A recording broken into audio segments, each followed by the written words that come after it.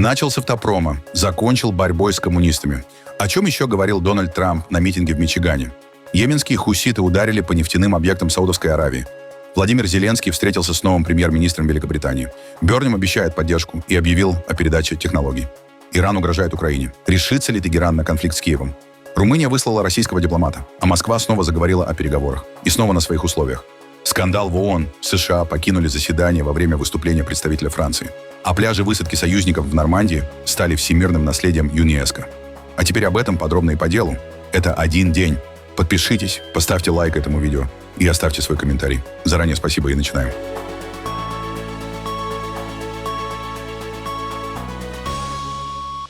Дональд Трамп приехал в Мичиган, чтобы рассказать о будущем американского автопрома.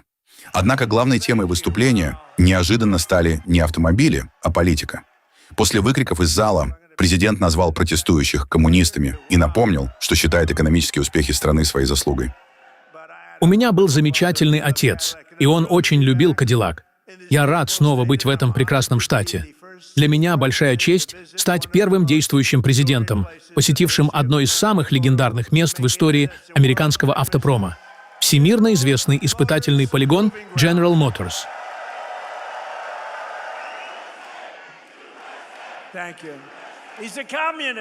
Он коммунист. Он коммунист. Спасибо. Он коммунист. Мы ведем борьбу с коммунистами. Но это уже какое-то безумие. Что вообще происходит? Но мы победим с большим преимуществом. Честно говоря, я даже не расслышал, что этот парень сказал. И сегодня я даю всем американским автопроизводителям право выпускать так называемые крошечные, совсем маленькие автомобили. Знаете, о чем речь? Я приезжаю в Европу и вижу повсюду эти маленькие машины. И думаю, почему мы не производим такие? Они отправляют их к нам, но почему мы сами их не делаем? Министр транспорта Шон Даффи только что дал на это разрешение. Я летел с ним в самолете и спросил: «Джон, ты уже одобрил это?» Он ответил: «Нет, сэр, еще нет». Я сказал: «Хочу, чтобы это было сделано прямо сейчас». И он ответил: «Уже сделано». Он знает свое дело. Очень умный, очень умный. Меня немного расстраивает вот что. Через 2,5 года у вас, возможно, будет другой президент. Возможно. И этот президент вам будет говорить: «Посмотрите, как прекрасно развивается экономика. Посмотрите, сколько рабочих мест я создал. Но сейчас строится больше заводов, чем когда-либо в истории нашей страны. Все они скоро начнут работать. И какой-нибудь мужчина или женщина потом присвоит себе эти заслуги. Поэтому, пожалуйста, запомните, это сделал я. Хорошо? Это сделал я. Я это сделал». Помните, в одном из моих обращений о положении страны я сказал: «Мы никогда не станем социалистической страной». Но, как оказалось, я был неправ. Они хотят, чтобы мы стали коммунистической страной. Представляете? Они даже социализм решили пропустить. Но коммунизм — это самая большая угроза для нашей страны за всю ее историю, даже если сравнивать с Первой мировой войной, Второй мировой войной, Перл-Харбором или событиями 11 сентября. Это действительно серьезная угроза, потому что они будут обещать людям все, что угодно. Через год страна окажется полностью банкротом. Вы будете жить в нищете, в страхе. У вас не будет ни полиции, ни пожарных, никого не будет. Это настоящая катастрофа. Уже сама мысль об этом катастрофична. А сейчас у нас самая успешная страна в мире. Мы не должны этого допустить. Мы должны быть твердыми. Нельзя быть слишком мягкими. Знаете, многие республиканцы очень добрые. Мы вообще очень добрая партия. Но, если честно, нам не стоит быть такими добрыми. Также Дональд Трамп заявил, что США ведут с Ираном очень дружественные переговоры. Знаете, многие были против той войны. Говорили: «Нам не нужна война с Венесуэлой. Что вы делаете? Зачем вы это сделали?» А после того, как мы победили примерно за 48 минут, они сказали: «О, это было правильное решение». То же самое сейчас происходит с Ираном. Просто люди пока этого не понимают. Мы уничтожили их военно-морской флот. Мы уничтожили их военно-воздушные силы. Мы уничтожили их руководство. Мы уничтожили их системы противовоздушной обороны. Производство их беспилотников сократилось примерно до 7% от прежнего уровня. Мы уничтожили большую часть их производственных мощностей по выпуску дронов. Мы уничтожили их возможности по производству ракет. И сейчас они сами говорят с нами о заключении сделки. Но если бы мы не действовали жестко, никаких переговоров не было бы. Их нельзя подкупить. Их нужно победить. И именно это мы сейчас и делаем. Жестко их громим. Посмотрим, чем все закончится. Пока идут очень дружелюбные переговоры. И, кстати, насколько хорошо работает наш флот с этой блокадой. Ни одно судно не может пройти. Премьер-министр Израиля Биньямин Нетаньяху вылетел в Вашингтон, где, по его словам, проведет встречу с президентом США Дональдом Трампом. Это будут их первые личные переговоры с начала конфликта вокруг Ирана. Я направляюсь в Вашингтон на встречу с нашим другом, президентом Соединенных Штатов Дональдом Трампом. Это будет моя 8-я встреча с ним с момента его избрания на 2-й президентский срок. Больше, чем с любым другим мировым лидером. Это большая честь, но одновременно и большая ответственность. По своему опыту работы премьер-министром я знаю, что в такие сложные времена необходимо действовать с большой решимостью и большой мудростью. Мы обсудим все вопросы, стоящие на повестке дня. Прежде всего, Иран. Разумеется, наша цель — обеспечить безопасность Израиля и одновременно расширить круг мира вокруг нас. Также Нетаньяху примет участие в похоронах американского сенатора Линдси Грэма. Я отправляюсь с одной ясной целью — обеспечить безопасность, силу и будущее нашего любимого государства Израиль. Есть и еще одна причина моей поездки. Отдать последние почести нашему другу, настоящему другу моему и государства Израиль, Линдси Грэму, одному из величайших друзей Израиля за всю его историю. Уверен, что в этом я представляю и всех граждан Израиля. Встреча проходит на фоне сообщений о разногласиях между Дональдом Трампом и Биньямином Нетаньяху по ряду вопросов ближневосточной политики. В июне в СМИ появилась информация о напряженном телефонном разговоре двух лидеров, которую позже подтвердил и сам президент США. Ожидается, что переговоры в Вашингтоне станут возможностью продемонстрировать сохранение стратегического партнерства. Для Нетаньяху встреча имеет и внутриполитическое значение. Осенью в Израиле пройдут парламентские выборы. Спутниковые снимки зафиксировали дым над нефтяными объектами Саудовской Аравии после серии атак, ответственность за которые взяли на себя йеменские хуситы. На кадрах, сделанных европейским спутником Sentinel-2, виден дым над нефтеперерабатывающим комплексом в Абкайке на востоке страны. Еще один снимок показывает густой шлейф над объектами государственной нефтяной компании Aramco в провинции Джизан на побережье Красного моря. Представитель движения хуситов Яхья Сари заявил, что ударом подверглись объекты в Джизане, Янбу и другие элементы нефтяной инфраструктуры. По его словам, атаки стали ответом на действия Саудовской Аравии, включая применение беспилотников в воздушном пространстве Йемена. Также сохраняется напряженность и в районе Ормузского пролива, одного из ключевых маршрутов мировой торговли нефтью. Через него проходит значительная часть морского экспорта сырья из стран Персидского залива. По данным Reuters, боевые действия в регионе расширяются. Помимо Ормузского пролива, под угрозой оказались и маршруты через Красное море, что усиливает риски для мировых поставок нефти. На этом фоне стоимость нефти Brent ранее превысила отметку в $100 за баррель впервые с мая. Новый премьер-министр Великобритании Энди Бёрнем принял президента Украины Владимира Зеленского в качестве своего первого зарубежного гостя после вступления в должность. Глава британского правительства подтвердил, что Лондон продолжит военную поддержку Киева и будет выполнять все ранее взятые обязательства. Владимир, вы первый лидер, которого я принимаю лично с момента вступления в должность. И это не случайность. Это должно послать совершенно ясный сигнал. Мы на 100% с Украиной. Лично я на 100% с вами, господин президент, и выполню в полном объеме каждое обязательство, которое наша страна взяла на себя перед Украиной. Вся страна с вами. И позвольте объяснить, что это означает на практике. Во-первых, мы продолжим помогать вам сражаться и защищать свою страну. В подтверждение наших намерений сегодня я могу объявить, что мы идем дальше. Мы передаем Украине новую, разработанную в Великобритании технологию радиоэлектронного подавления для защиты украинских беспилотников. Она поможет им поражать цели и спасать жизни украинцев. Встреча прошла на военно-морской базе в Портсмуте, где стороны обсудили дальнейшую военную поддержку Киева, подготовку украинских военных и перспективы мирного урегулирования. Мы будем поддерживать вас на пути к полному и безоговорочному прекращению огня. Украина уже изменила ход этой войны. Вы переламываете ситуацию в противостоянии с Россией. Поэтому мы продолжим усиливать давление, добиваясь прекращения огня и возобновления переговоров, в которых Украина должна участвовать за столом переговоров, а Европа — иметь сильный голос. Проще говоря, Владимир, я хочу, чтобы вы знали, мы прикроем вам спину. Вы можете рассчитывать на меня и на всех нас. Вы можете рассчитывать на Великобританию столько, сколько потребуется. Спасибо. Слава Украине! Наши отношения с Великобританией сегодня крепче, чем когда-либо. Я благодарю Энди за его приверженность этому партнерству и за такое большое внимание к вопросам обороны и нашей безопасности. Оборона и безопасность — это не просто слова. Когда страна инвестирует в оборону и безопасность, такие города, как Портсмут, их местные сообщества, порты и судоверфи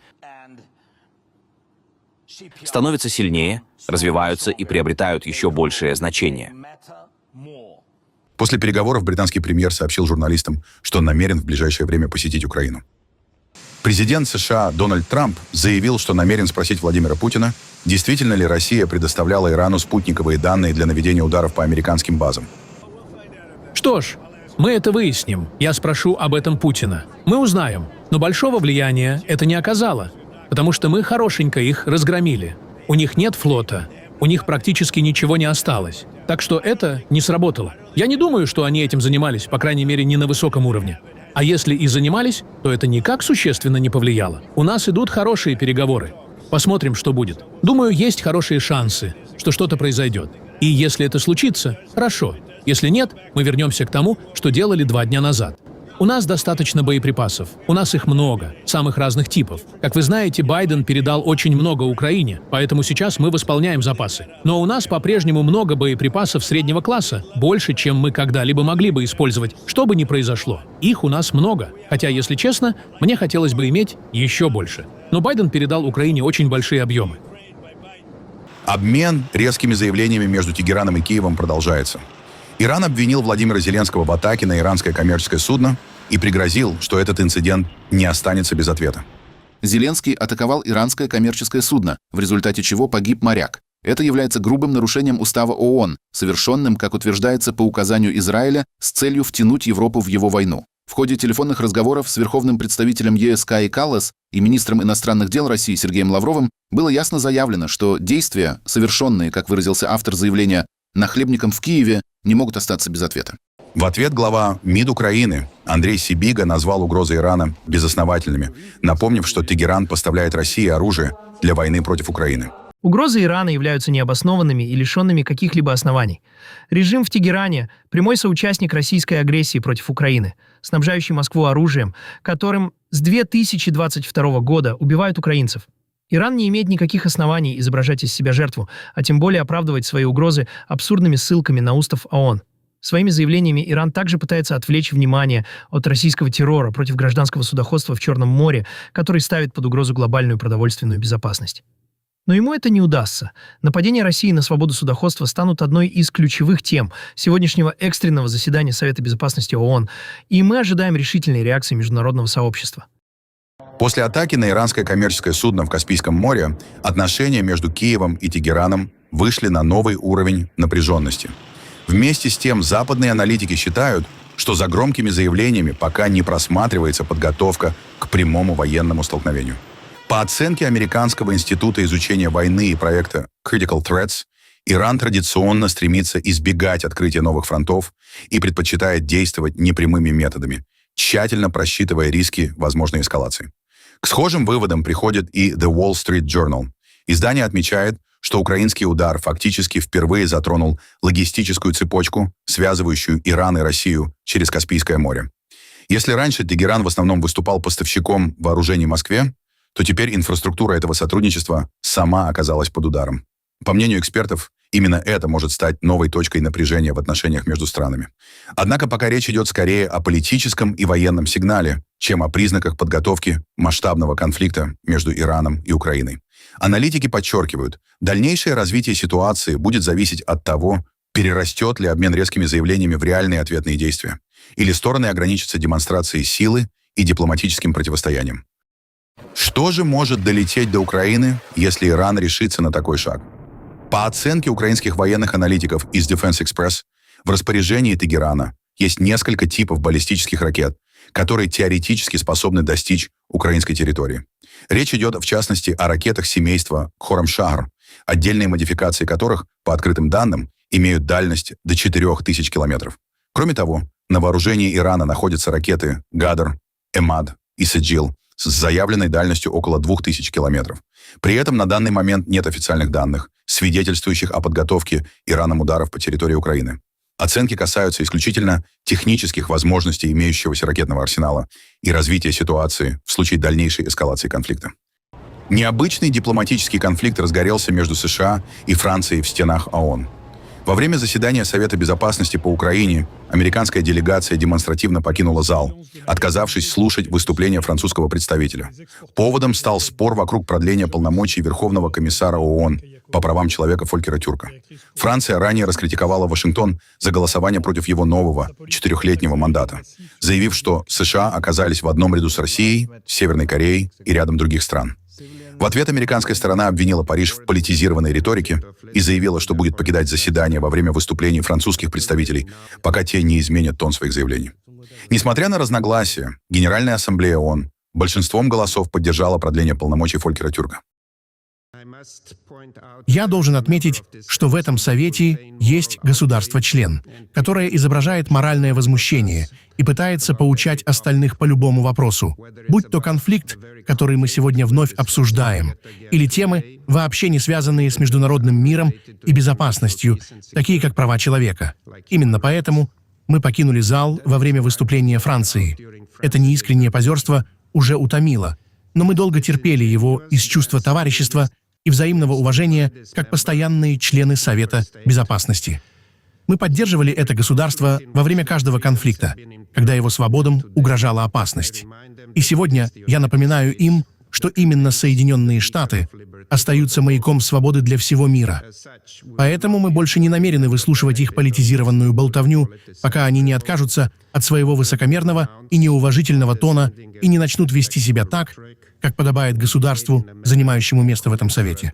Благодарю вас. Румыния объявила о высылке сотрудника посольства России в знак протеста против повторяющихся нарушений своего воздушного пространства российскими беспилотниками. В Министерство иностранных дел был вызван посол России Владимир Липаев, где ему официально сообщили о принятом решении.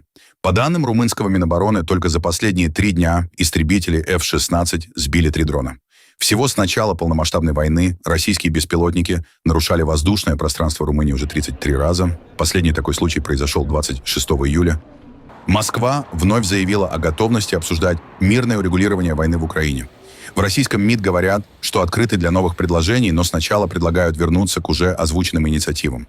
С своей стороны подтверждаем готовность к политико-дипломатическому урегулированию украинского кризиса, от чего никогда не отказывались, я даже сегодня примеры приводила, но на основе взаимопониманий, в том числе достигнутых на Аляске, вновь подтверждаем готовность к возможным обсуждениям, предложениям, идеям, которые мы готовы будем рассмотреть. От этого никто никогда у нас не отказывался.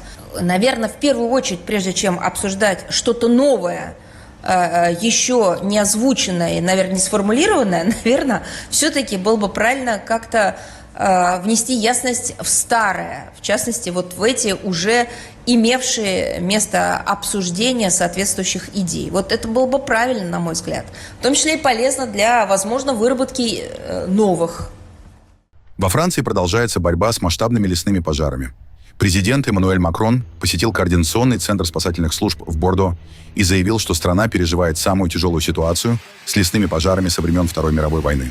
По его словам, огонь уже уничтожил более 160 тысяч гектаров, а пожароопасный сезон еще не закончился. Власти начали программу помощи пострадавшим семьям и бизнесу. Макрон также поблагодарил пожарных, военных и европейские страны, направившие свои силы для борьбы со стихией. По данным властей, во Франции эвакуированы около 220 тысяч человек. Десятки спасателей получили ранения во время тушения пожаров. Мы должны понимать, что столкнулись с абсолютно беспрецедентными лесными пожарами. Ситуация, с которой мы имеем дело сегодня, самая тяжелая из когда-либо зафиксированных, самая серьезная со времен Второй мировой войны. Уже выгорело более 160 тысяч гектаров, а сезон еще далек от завершения. И я хочу искренне поблагодарить всех наших пожарных, сотрудников гражданской защиты под руководством министра и генерального директора, которые сегодня здесь. Хочу также поблагодарить всех военнослужащих, пришедших вам на помощь. Вместе с вами задействовано более 1500 военных. Благодарю также полицейских и жандармов, которые помогали эвакуировать и защищать жителей и работали бок о бок с силами гражданской защиты. Огромное вам спасибо. Мы продолжим эту борьбу, но уже начинаем работу по поддержке семей, муниципалитетов и всех, кто потерял все, помогая обеспечить их жильем и вернуть надежду, чтобы они смогли восстановить свою жизнь. Одновременно мы запустили специальную группу экономической поддержки под руководством министров экономики и торговли. Мы окажем помощь всем пострадавшим секторам экономики, тем, кто не может продолжать работу, или тем, кто потерял имущество, от сельского хозяйства и торговли до промышленности. Эта работа уже началась и будет координироваться ежедневно. Из-за аномальной жары и продолжительной засухи уровень воды в Дунае опустился до минимальных значений почти за 3 десятилетия. На этом фоне власти Румынии решили временно остановить один из 2 энергоблоков атомной электростанции Черноводе. Такое решение называют превентивной мерой, чтобы избежать проблем с системой охлаждения реактора, которая использует воду из реки. Оба энергоблока станции обеспечивают около 1/5 части всей электроэнергии страны. После остановки одного из них Румынии придется увеличить импорт электричества, чтобы покрыть разницу между потреблением и собственной генерацией. Ситуация с обмелением Дуная уже влияет не только на энергетику, но и на судоходство. На отдельных участках реки движение судов осложнено из-за появления крупных песчаных отмелей, а синоптики пока не прогнозируют существенного повышения уровня воды. 47 моряков с затонувшего вьетнамского сухогруза Khoen Nguyen-18 спасли китайские береговые патрули и спасательная служба. Судно с 62 членами экипажа затонуло во время шторма в ночь на 25 июля у рифа Файери Кросс, близ спорного архипелага Спратли в Южно-Китайском море. Первых 29 человек обнаружило китайское спасательное судно Наньхай Дзю-115. Затем к операции привлекли еще 5 кораблей и вертолет. 2 моряков нашли после нескольких суток в открытом море. Пострадавшим оказали медицинскую помощь, всех спасенных передали Вьетнаму. Китай и Вьетнам совместно координируют операцию. Судьба еще 15 человек остается неизвестной, поиски продолжаются. Китай немедленно направил несколько судов и вертолетов для продолжения поисково-спасательной операции. К настоящему времени китайская сторона спасла в общей сложности 47 вьетнамских моряков, оказала медицинскую помощь пострадавшим и передала всех спасенных представителей вьетнамской стороне. Вьетнам выразил признательность за оказанную помощь. По имеющейся информации, вьетнамское судно затонуло в ночь на 24 июля. На его борту находились 62 члена экипажа. Часть из них все еще числится пропавшими без вести. Поисково-спасательная операция продолжается. Пляжи Нормандии, где 6 июня 1944 года союзные войска начали крупнейшую морскую десантную операцию Второй мировой войны, официально внесены в список всемирного наследия ЮНЕСКО. Решение принято на заседании Комитета всемирного наследия организации в Южной Корее. ЮНЕСКО назвало побережье Нормандии уникальным культурным ландшафтом, сформированным как событиями лета 1944 года, так и многолетней памятью о них. Именно высадка союзников на пляжах Юта, Амаха, Голд, Джуно и Сорд стала переломным этапом в освобождении Франции и всей Западной Европы от нацистской Германии. В операции участвовали более 156 тысяч военнослужащих из США, Великобритании, Канады и других стран антигитлеровской коалиции. Сегодня эти места ежегодно становятся центром международных памятных мероприятий с участием ветеранов и мировых лидеров.